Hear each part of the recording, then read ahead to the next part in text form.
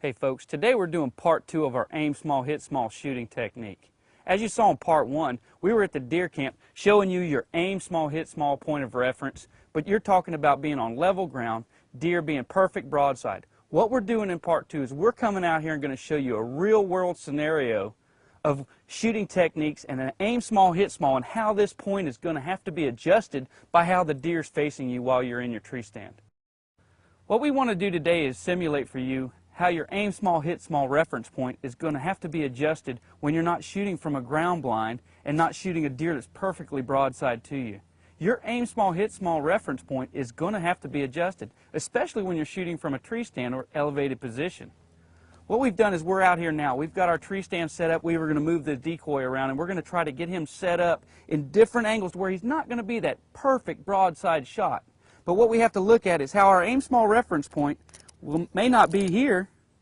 Because of the angle we're at, it's going to move to here. That is because of the angle that the arrow is going to enter the deer and where you're going to hit all the vitals in the deer. Here's an extreme quartering away shot. Practicing from your tree stand at this sort of a quartering angle, yes, you can vitally hit this deer. But what you need to know from your tree stand is just how much is too far. How much is he quartering just that little bit too far? Now you are taking that risk of not vitally hitting this deer. So you have to do one of two things. One, wait. Wait until he quarters, comes back into your good frame or your good reference point to give you your good focal point. Or two, let him walk. We all hate to do that, but sometimes it's for the best because you won't wound the deer and it'll give you an opportunity later.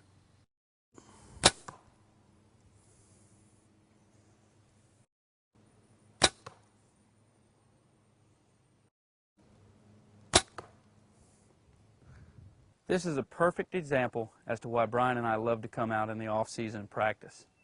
I've got two perfectly good vital shots, deer's coming home, one bad shot.